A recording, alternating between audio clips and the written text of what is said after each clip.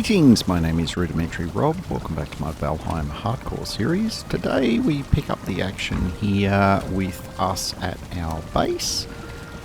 We're, getting some stuff sorted. We're going to start thinking about using some better food soon. For the moment, we're just going to retire the honey. We do get quite a bit of honey, but we're going to be using honey to make brews and potions soon, so I want to start stockpiling it. In the meantime, we're doing a bit of a restock, just checking on the other gear that we have. So, yeah, let's get the show on the road.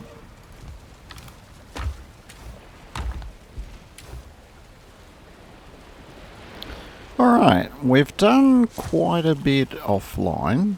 I brought a whole bunch of copper and tin. Well, actually, I brought specifically a whole bunch of bronze back from our previous episode's camp. And we've gone ahead and made and completed 2 full sets of bronze armor, upgraded as far as we can upgrade it. So, level 3. We have those there ready to rock and roll. Are we going to make more? Probably, but not just yet. We've been busily brewing away, so we've been making poison resistance meads, mostly in preparation for us going to the swamp at some point, or if we have to, avoid the swamp at some stage as part of our explorations of the Black Forest. We want lots of poison resist meads there, and that is in fact what we now have. We've also been making minor healing brews. Again, nice little kind of, excuse the expletive, but it's a handy little oh shit button given that we're playing on a harder difficulty and that dying is something that we're very keen not to do. Now, in other adventures, we made ourselves a, what's the word? A rake thing. You know what? I've forgotten what that thing's called. Oh, cultivator. That's right. We made ourselves a cultivator, and we have had some carrots in the ground. We're going to end up pulling those up shortly so we can do a bit of cooking and make some better food. But before we do any of that, yes, I've been busy digging a trench around the base.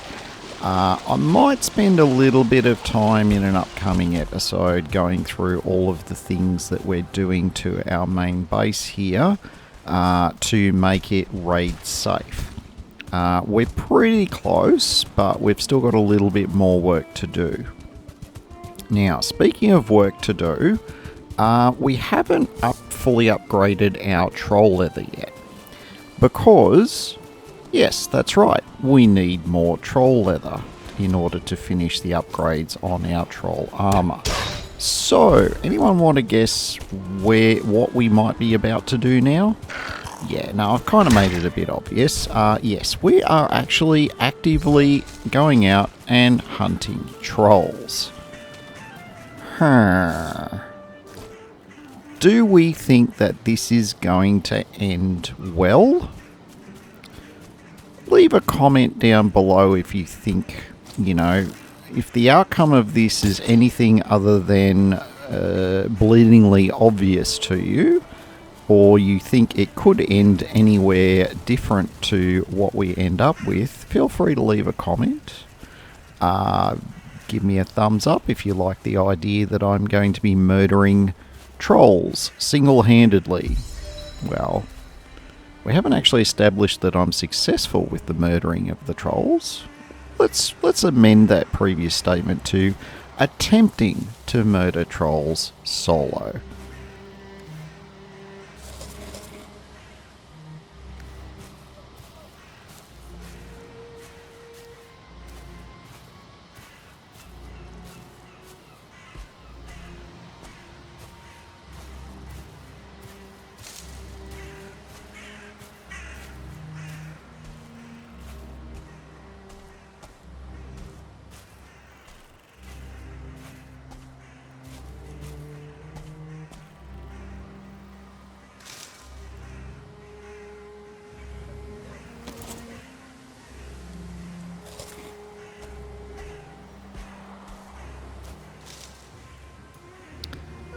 Oh, hello. We have found ourselves a troll, but this one wasn't really a big surprise because between the most recent live stream and my own separate explorations, I have come across trolls here. In fact, this one is quite likely a respawn of the one, either the one that killed Itchy in the live stream, or might be the one that's related to the one that killed Itchy during the live stream. So I guess I'm getting a bit of additional revenge on him, you know, having that done. Now, usual kiting rules for trolls applies when you're doing it solo and you can't really take a hit.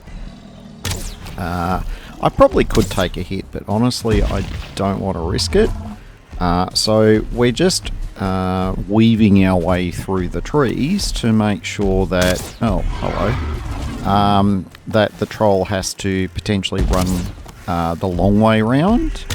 Now, I'd have bet dollars to cents that one of those little trips through the trees there would have resulted in the troll having to take a longer route, but he actually didn't. But anyway, we got out of that one okay.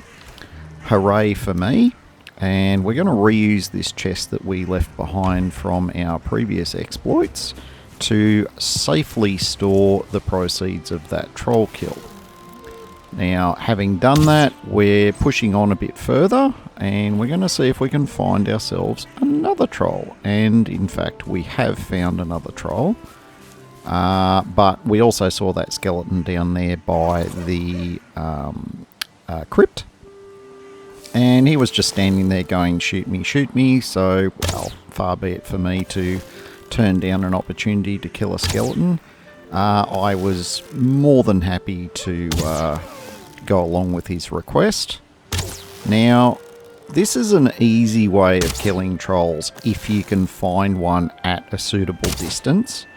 Because if you can be sort of stealthed up, you'll often get 2, 3, 4, I mean I've had close to half a dozen arrows go into a troll before he's realised exactly where the arrows are coming from and then started heading towards me. And then I'm not sure what the deal is, but when creatures, and this isn't just trolls, this is I have observed this with other critters as well. When you do a bucket load of damage to them up to a point, sometimes they just turn around and run away even though they could actually reach you. So not sure what the deal is with that, but anyway, we do chase this fella down and deal with our little grey dwarf friend here who is just being super annoying. Whilst remaining mindful that, we have an angry troll here that definitely wants to end our existence. You just wait for him to do his big swing, turn around, and boom, headshot, scratch, another troll. Now, if that was the only trolls that we ended up killing in this session, that would have been pretty good. But I remembered that I marked another location for a troll, and I also wanted to scout the river up here, because with the layout of this island, if I want to not have to go overland to get to the trader, being able to sail through this river is going to be just the best thing ever. So I thought, look, I'm here. I'm super stealthy with my troll outfit. I'm already out here hunting trolls. I may as well check out this river and see how navigable it is. So is it just lined with rocks and just completely impractical for sailing through? Or is it going to be a very viable route for us in the future? Now, before we managed to get to the river, we did see that spawner. And we did end up starting a fairly substantial forest fire trying to destroy it, but that's okay. We survived, and that's the important thing. And we also survived to find ourselves another troll. Anyone want to guess how this fight ends up going?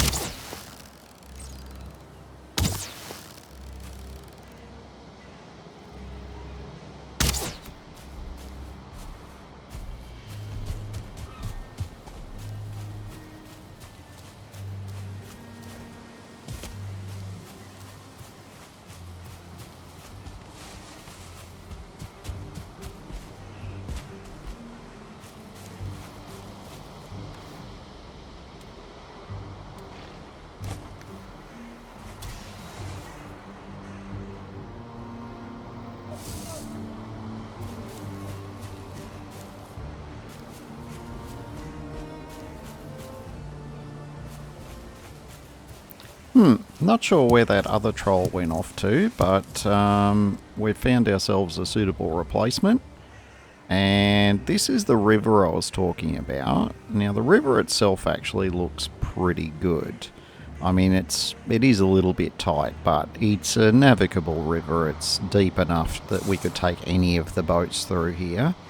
And the amount of rocks are pretty minimal, I'm going to say. Now, we haven't really scouted the entrance of it at this end particularly well, but I'm pretty confident I could get at least the carve through here, if not the longship as well. However, something we're always going to have to be mindful of is there's a troll cave right on this corner. So we're going to have to always be prepared to deal with trolls when we come through this river. I mean, the respawn on them is pretty long, but then I'm not really going to be coming through here particularly often, so I feel like this is something I'm going to end up having to clear each trip. But look, well, that's a problem we'll deal with whenever it crops up. But for the moment, I think we've adequately demonstrated our ability to deal with trolls. With this one up the hill just being the biggest possible pain possible. But he's just doing that because he knows that we have his measure. So much so that I'm just going to stroll away here, let him get out of the river, and then kill him so that I don't have to go for a swim just to get his loot. Oh yes, very professional.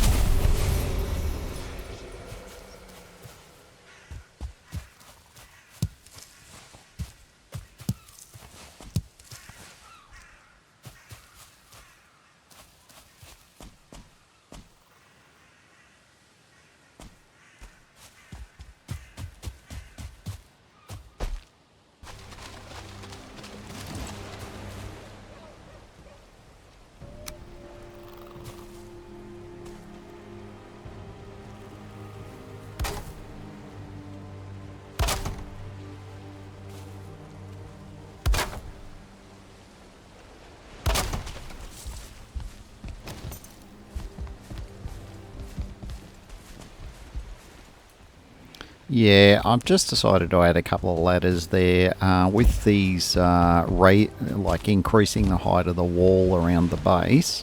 It has made the whole effort of jumping to get back into the base a bit of a pain, to be honest, because 90% of the time, by the time I get back to the base, I'm not going to have a rested buff, and often it's going to be at night as well, so I'll probably have a cold debuff as well. So the old stamina regen is not great. So yeah, I've just chucked a ladder in there. I will actually work on like a bridge method to get in and out of the base, but that's something for a future episode. What is for this episode though is we finished our available upgrades to our troll set, so we now have a full set of level 3 troll gear. Now, we don't have enough leftover troll leather to make a backup set, so I'm going to be keen not to die while I'm wearing this, but of course we do have our bronze, so anything that kills me in the troll gear, I'll be going back to get my body in bronze, which is, you know, tougher and more durable, so we're kind of okay in that regard. Now, we've reached the point where we're going to do our little bit of farming here. So we've got our cultivator and we're just going to go and pick up all these carrots. Now, of course, with my loot settings, I am getting quite a lot of of carrots with each individual carrot that we pull out of the ground. So yeah, you can see the old tally racking up there on the side. This is mostly so that I don't have to spend so much time doing farming. Like, farming's, you know, fantastic. I love crafting, but for the amount of stuff that you need, I just feel like I sink hours and hours and hours into the game just to pick up and replant crops. So having the higher loot counter here is just absolutely awesome, because it means I can get the same amount of materials from, you know, quite literally half the work. So we're just rotating a few of the carrots back into the ground as seed carrots, and then we're going to see what we can do with the carrots that we've now harvested.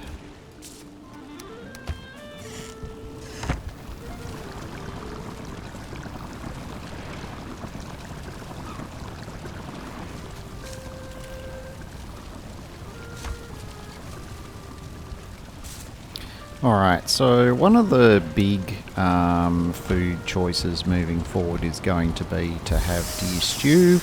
Unfortunately, deer stew requires us to be using cooked deer meat. So yeah, I just chopped about half an hour's worth of deer meat cooking. Alright, half an hour's an exaggeration, but I just chopped that out. We cooked about 2 or 3 stacks worth of deer meat there.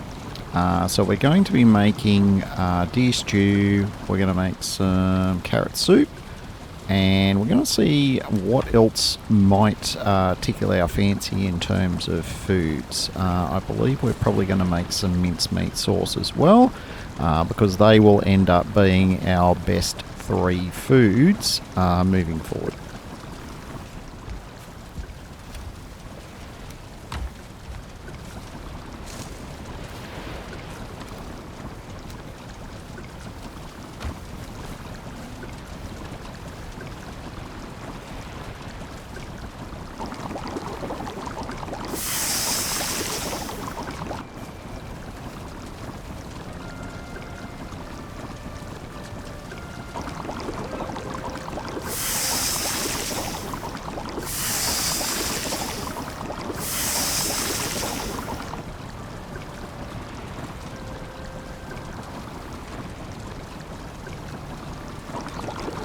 Alright, while I get my cook on in the background here, I'll just give you a minor little sort of life/editing update.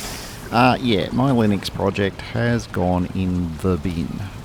One of the aspects of it that I took for granted turned out to be a massive problem when I tried to do my first end-to-end run on that platform. Look, it's something that will probably get resolved in the future, but with my specific needs and the specific workarounds that I'd put in place to make some of my other Windows software work, yeah, that kind of made it impractical for me to do the you know, the workarounds I needed to do to for recording and for more specifically the codecs required. And the workarounds that you can use just added way too much time to the editing process. So for the moment, I've nuked my Linux install. I'm back to 100% Windows. Look, if I end up exploring that avenue again in the future, I'll let you guys know. But for the moment, it's just going to be business as usual. And my little research exercise had a bit of a win, because now I'm using DaVinci Resolve for my editing, and it's been absolutely amazing. So woohoo and stuff. Now, speaking of other things that are worthy of woohoo and stuff, we've reached the end of the episode. If you've enjoyed this one, don't forget to give me a thumbs up and to consider subscribing if you are not already subscribed. Until next time, my name is Rudimentary Rob. Thank you very much for watching, and make sure you have yourself an absolutely fantastic day.